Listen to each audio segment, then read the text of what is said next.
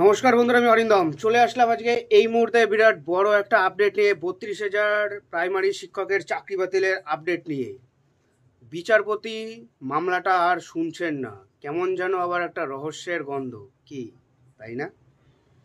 কেন সরে দাঁড়ালেন বিচারপতি? হাইকোর্টের প্রাথমিক নিয়োগের দুর্নীতি মামলার শুনানিটাই হলো না।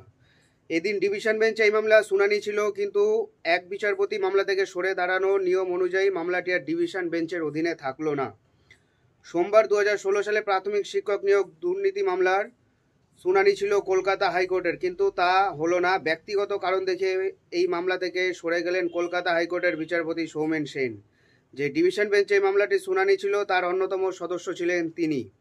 অতীতে এসএসসির মতো প্রাথমিকেও নিয়োগ দুর্নীতির অভিযোগ উঠেছিল। এই মামলার তৎকালীন বিচারপতি তথা তমলুকের বিজেপি সাংসদ অভিজিৎ গঙ্গোপাধ্যায় 36,000 প্রাথমিক শিক্ষকের চাকরি বাতিলের নির্দেশ দিয়েছিলেন।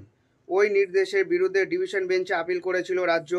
এদিন ডিভিশন বেঞ্চও এই মামলার শুনানি ছিল, কিন্তু এক বিচারপতি মামলা থেকে সরে দাঁড়ানোর নিয়ম অনুযায়ী মামলাটি আর ডিভিশন বেঞ্চের অধীনে থাকলো না। আপাতত মামলাটি হাইকোর্টের প্রধান বিচারপতি টি.এস. শিবজ্ঞানমের কাছে পাঠিয়ে দিয়েছে বিচারপতি সৌমেন সেন।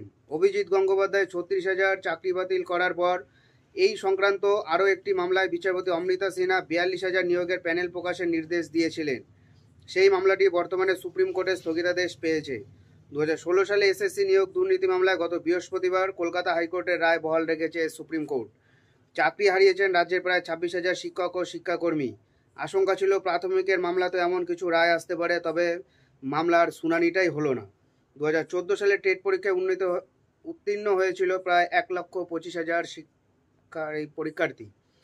2016 সালে তাদের নিয়োগ প্রক্রিয়া শুরু করেছে পর্ষদ। টেট উত্তীর্ণদের মধ্যে থেকে চাকরি দেওয়া হয়েছিল 42,949 জনকে। তবে ওই নিয়োগ প্রক্রিয়ায় একাধিক ত্রুটি রয়েছে বলে অভিযোগ তুলে কলকাতা হাইকোর্টে মামলা হয়েছিল। ওই মামলায় তৎকালীন বিচারপতি অভিজিৎ গঙ্গোপাধ্যায় বলেছিলেন, মামলাকারীদের অভিযোগের সত্যতা রয়েছে বলে তিনি মনে করেন। তার মন্তব্য, এই নিয়োগে ব্যাপক দুর্নীতি করা হয়েছে, ঢাকি সমেত বিসর্জন দিয়ে দেব।